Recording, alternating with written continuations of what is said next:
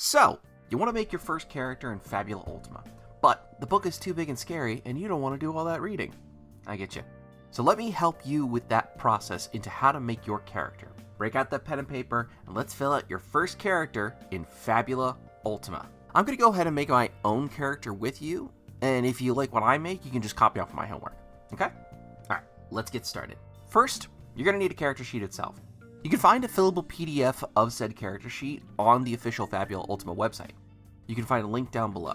Feel free to fill it out on your computer, or you can print out a copy at your leisure. Once you got that in front of you, let's go ahead and open up your core rulebook to page 159, choosing your character and your origin. Your origin can be very simple, from humble beginnings to regal or heartbreaking backstories. They're basically the reason your character became a hero or adventurer to begin with. Choosing an origin can also help your character mechanically when using Fabula points. I usually recommend fleshing out this portion of the character sheet with the party or the GM, mainly because this part of your character could potentially tie in with your fellow players' backstory, or maybe with the plot the GM has in store for you guys. For me, I want to make a dark knight like Cecil Harvey from Final Fantasy. But I've also been playing a lot of Hollow Knight, so I'm going to lean into that theme as well. We're going to name them Herrick. They come from a deep underground world full of insectoid-like beings. They used to be a proud warrior, but after discovering a dark secret, they were banished and cursed from their home. Now, they're on a quest to return to their land. Now, on the top left corner of the character sheet, right under our name, we can put that stuff in with theme, identity, and origin. Next, we're going to start the process of picking our starting classes. Every character in Fabula Ultima starts at level 5. So that's going to give us 5 skill levels, or 5 SL, to allocate into the starting classes we pick. Now, unlike in D&D where you only pick one class at the start of the first level, we can pick a minimum of 2 classes to a maximum of 3 classes. Let me give you an example with my class picks for my character. I want to lean into the Dark Knight theme, but I also want to lean into the darkness magic as well. So I'm going to pick Darkblade as one of the classes. Then I'll pick Entropist and get some darkness magic to really lean into that edgy theme we got going here. And then I'm going to pick Weapon Master. Since our character is based off of Hollow Knight, we should probably be confident with a sword. We can put all this stuff in the lower left corner of the character sheet like so. Make sure to write down your level as well so you can keep track of that. Alright, with our classes picked, let's go ahead and write down the free benefits we gain from picking these classes. All classes in Fabula have free benefits, and it's important to remember to check what they are when you pick the class. So for the Darkblade, we get 5 extra hit points, and we can wield martial melee weapons and have martial armor. For Entropist, we get 5 extra mind points and the ability to cast rituals. And lastly, with Weapon Master, we get 5 more hit points as well as the ability to wield martial shields. And we need to make sure we write that down in the lower right corner of the sheet like so. Now, it's time to pick the skills for each class. When picking your skills, it's important to try to find skills that pair well with each other, mechanically or thematically. Our knight has the ability to manipulate darkness around them due to their magic. How do they get this magic? Is it a curse? Perhaps it's a blessing from a dark god, lost to time and memory? So we're going to lean into that. We want our knight to be in the front lines, dealing damage and benefiting from taking damage. So let's take the Heart of Darkness skill. This will let us create a bond of hatred with an enemy of our choice when we go into Crisis. Crisis meaning when we drop to half our total hit points.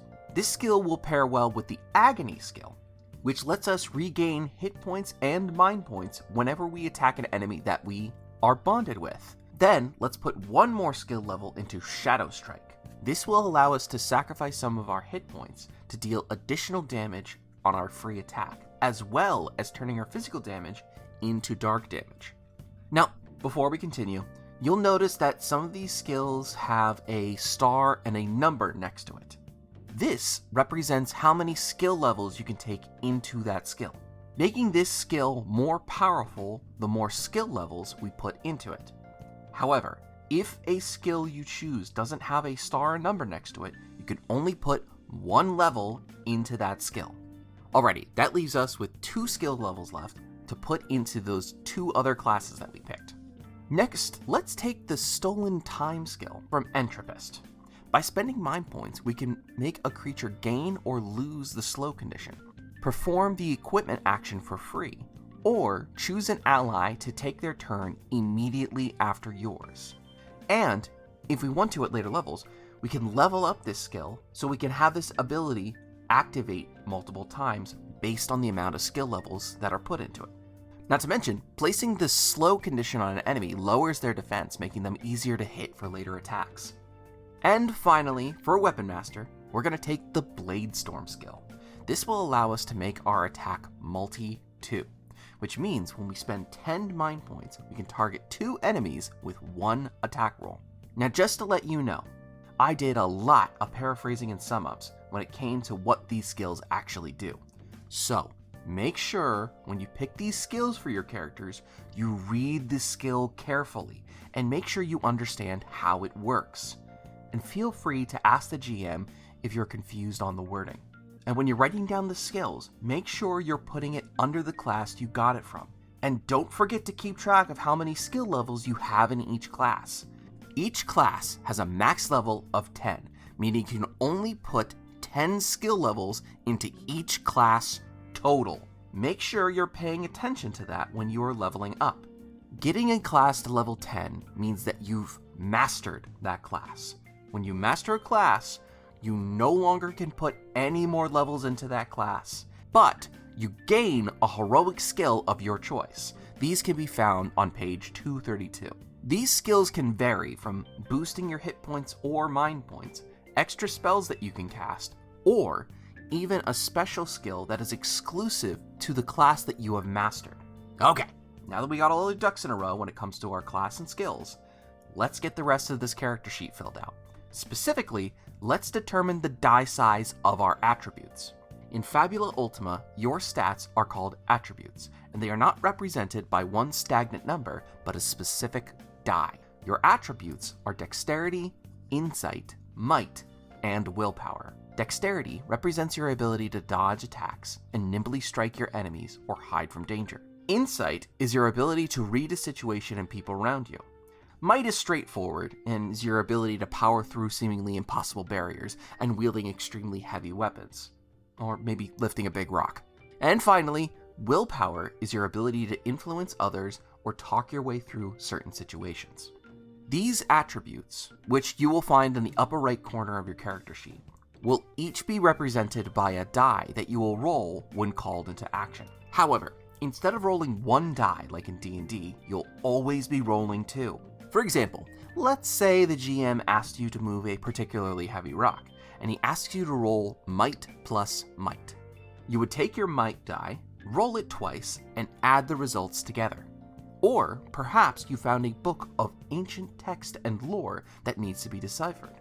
The GM might call for an Insight Willpower roll, where you'll roll your Insight and Willpower die and combine those results together. Almost every die roll will be resolved like this, so keep it in mind when making your character. Now that we understand how the dice works, let's go ahead and pick our dice set. On page 162 of the core rulebook, there are 3 sets that you can choose from. Jack of all trades, which is all d8s, average, a d10, 2 d8s, and a d6, and finally, specialist, 2 d10s and 2 d6. Out of these 3, you choose the dice set that you want to use and allocate those dice to the attributes you want them to affect. I'm going to go with the average.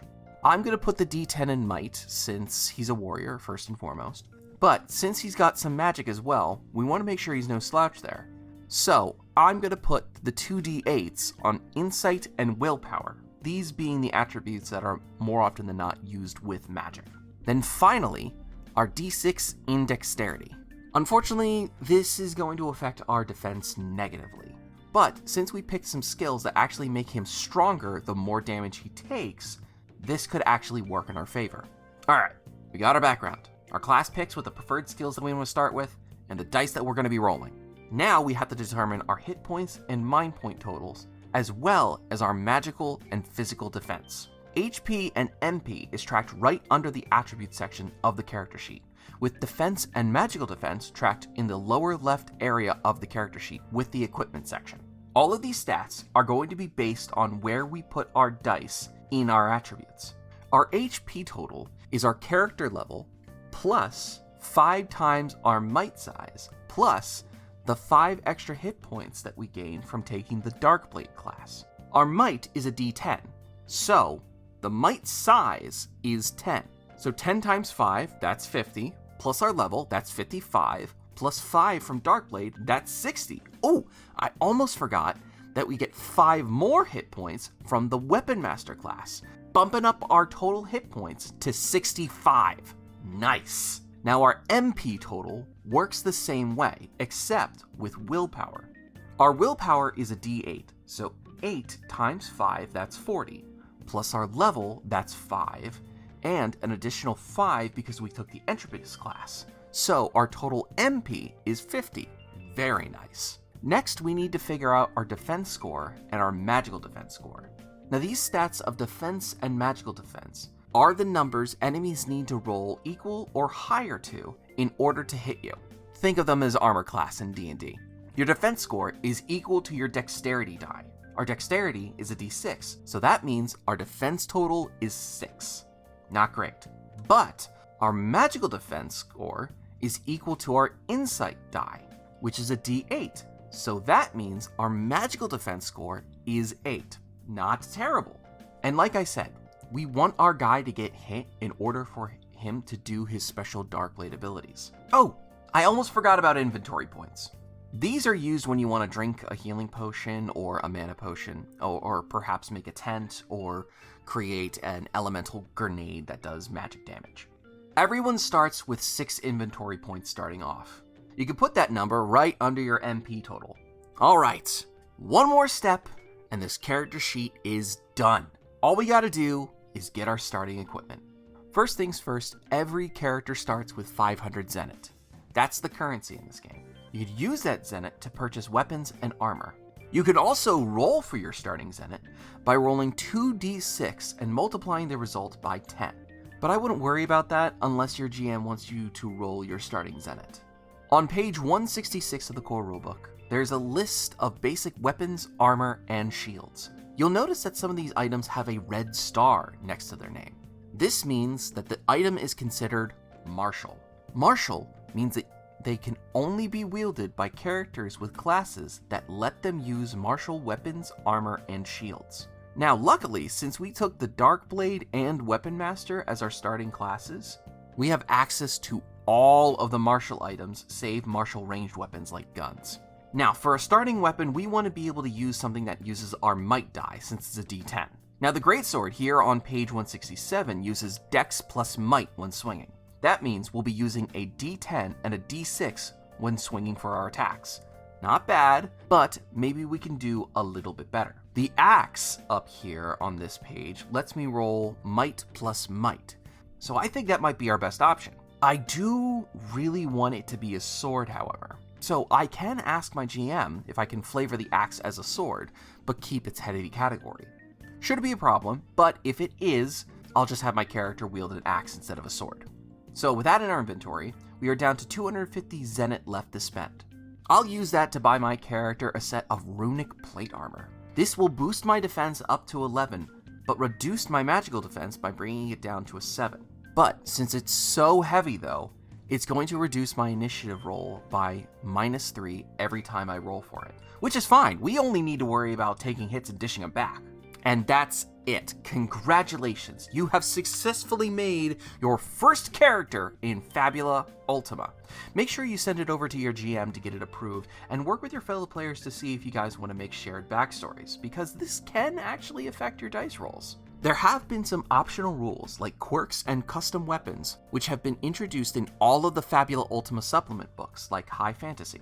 Quirks basically function like a combination between D&D feats and backgrounds. They are a distinct character feature that can either help or hinder you throughout the game. These quirks can range from having the ability to fly, found in High Fantasy Atlas page 118, or being a talking sword, Techno Fantasy Atlas page 129.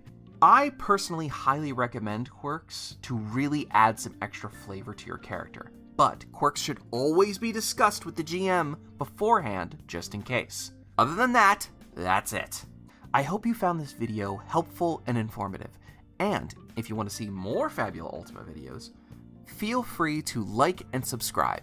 And if you're really cool, you'll press that bell icon and share this video with your friends and players. Thanks again, and have a great day.